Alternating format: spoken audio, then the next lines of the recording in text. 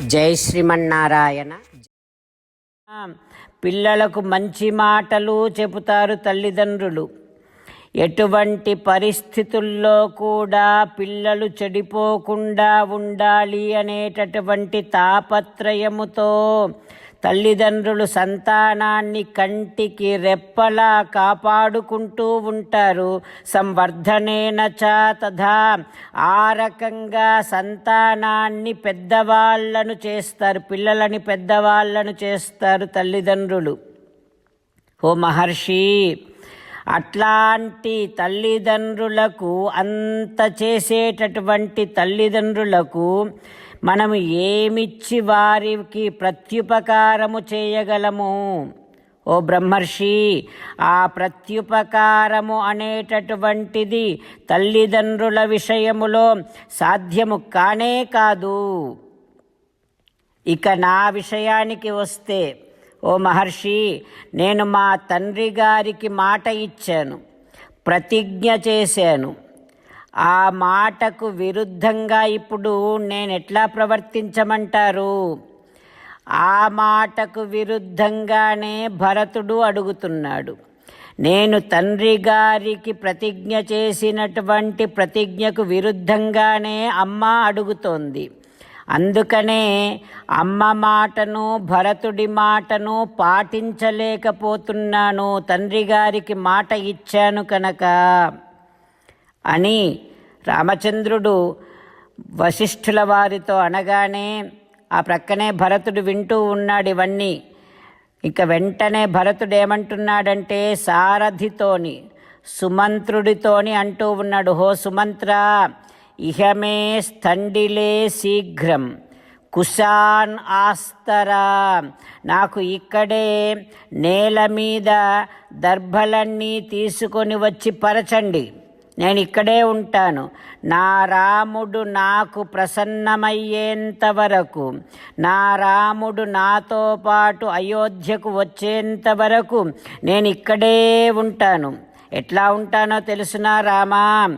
అప్పు ఇచ్చిన తర్వాత అప్పు తీర్చని వాడి ఇంటి ముందు అప్పు ఇచ్చినటువంటి వాడు ఎట్లా కూర్చుంటాడో ఆ రకంగానే నేను కూడా అనాహారో తినకుండా నీ పర్ణశాల ముందు కూర్చుంటా.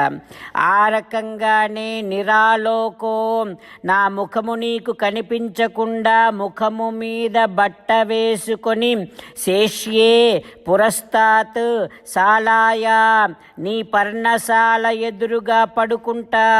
రామా, నువ్వు నాకు ప్రసన్నమయ్యేంత వరకు ఇక్కడే ఉంటాను అని భరతుడు సుమంత్రుడితో, ఒకవైపు రాముడితో చెబుతూ సుమంత్రుడిని దర్భలు తీసుకొని రమ్మనమని అడుగుతూ ఉన్నాడు. అయితే సుమంత్రుడు రామచంద్రుణ్ణి చూస్తున్నాడు. ఎందుకంటే రాముడి ఆజ్ఞ కూడా కావాలి కదా, మరి దర్భలు తీసుకురావాలా వద్దా అన్నట్టుగా సారథి సుమంత్రుడు శ్రీరామచంద్రుణ్ణి చూస్తూ ఉన్నాడు. భరతుడు సుమంత్రుణ్ణి, సుమంత్ర, నాకు దర్భాసనము తీసుకొనిరా, ఇదిగో పర్ణశాల ఎదురుగానే కూర్చుంటా అన్న రామచంద్రుడు అంగీకరించి అయోధ్యకి వస్తాను అనేంతవరకు ఇక్కడే కూర్చుంటా, దర్భాసనం తీసుకొనిరా అని భరతుడు చెప్పిన తర్వాత సుమంత్రుడేమో రాముడి ఆజ్ఞ కోసమని చూస్తూ ఉన్నాడు. భరతుడు ఆ విషయాన్ని గమనించి ఇక సుమంత్రుడు తీసుకురాడేమోనని భరతుడే తానే స్వయంగా వెళ్ళి దర్భాసనము తీసుకొని వచ్చి నేల మీద పరుచుకొని అక్కడ కూర్చున్నాడు. ఇంకా నేల మీద కూర్చున్నాడు భరతుడు పర్ణశాల ఎదురుగా. అప్పుడు శ్రీరామచంద్రుడు అంటూ ఉన్నాడు, భరత, నేను నీకు ఏమపకారం చేశానయ్యా? సీతారామచంద్రులను మనసారా ధ్యానము చేస్తూ పరమదయాలువు పరమశివుడు చెప్పిన పరమపావన రామనామాన్ని చెబుతూ మనము రామనామ గానము చేస్తూ ఉంటే అదిగో సీతారామచంద్రులు, పార్వతీ పరమేశ్వరులు, ఆంజనేయస్వామి, సకల దేవతలు, పితృదేవతలు, మహర్షులు, ఆచార్యులు, భాగవతోత్తములు అందరూ మనని చూసి ఆనందముతో అనుగ్రహిస్తున్నటువంటి దృశ్యాన్ని భావన చేస్తూ నోరారా రామనామగానము చేద్దాం. రామ రామ దశరథ రామ, రామ రామ దశరథ రామ, హే హే రాజా రామ, హే హే రాజా రామ, హే హే సీతారామ, హే హే సీతారామ. జై శ్రీమన్నారాయణ. భక్తులకు ప్రత్యేకమైనటువంటి విజ్ఞాపన. మీకు అన్ని విషయాలలో వెంటనే మంచి ఫలితాలు రావాలి అనంటే ప్రతిరోజు 1 నిమిషం వెచ్చించి నారాయణాస్త్రాన్ని చదవండి. ఇక మీకు తిరిగే ఉండదు. నారాయణాస్త్రాన్ని పొందడానికి మీరేం చేయాలంటే నారాయణాస్త్రం అనే వెబ్సైట్కి వెళ్ళి మీ పేరు, మీ ఈమెయిల్ ఇస్తే మీ ఈమెయిల్కి నారాయణాస్త్రం PDF వస్తుంది. అందులో ఒక రామాయణ శ్లోకం, ఒక గీతా శ్లోకం, ఒక విష్ణునామం ఉంటాయి. ఆ మూడింటిని కలిపి నారాయణాస్త్రం అంటాం. ప్రతి ఒక్కరికి వేరువేరు శ్లోకాలను ఇస్తున్నాం. ఆ రకంగా ఎవరి శ్లోకాన్ని వారు ప్రతిరోజు తప్పనిసరిగా చదవటం వలన ప్రతిరోజు ప్రతి 24,000 భక్తులతో ఒకసారి సంపూర్ణ రామాయణ పారాయణ, 33 సార్లు శ్రీమద్ భగవద్గీత పారాయణ, 24 సార్లు శ్రీ విష్ణు సహస్రనామ స్తోత్ర పారాయణ జరుగుతుంది. ప్రతి ఒక్కరికి అంతటి విశేష ఫలితము ప్రతిరోజు లభిస్తుంది. అందుకని మీరు, మీ కుటుంబ సభ్యులు అందరూ ఒక్కొక్కరు ఒక్కొక్క నారాయణాస్త్రాన్ని వెంటనే పొందండి. జై శ్రీమన్నారాయణ. శ్రీమద్ భగవద్గీత సారాంశముగా 18వ అధ్యాయములో 65 నుంచి 69 శ్లోకముల ద్వారా శ్రీకృష్ణ భగవానుడు మనందరినీ ఒక 8 పనులు చేయమని చెబుతూ పరమాత్మ ఈ రకంగా అంటూ ఉన్నాడు. ఎవరెవరైతే నేను చెప్పిన ఈ 8 పనులు చేస్తారో వారందరూ నాకు చాలా ఇష్టమైన వారవుతారు. అప్పుడు వారిని నేను సకల పాపముల నుండి, సకల దుఃఖముల నుండి విముక్తులను చేసి నా అంతటి వారిగా చేసుకుంటా, తరగని ఆనందాన్ని అనుభవింపచేస్తా.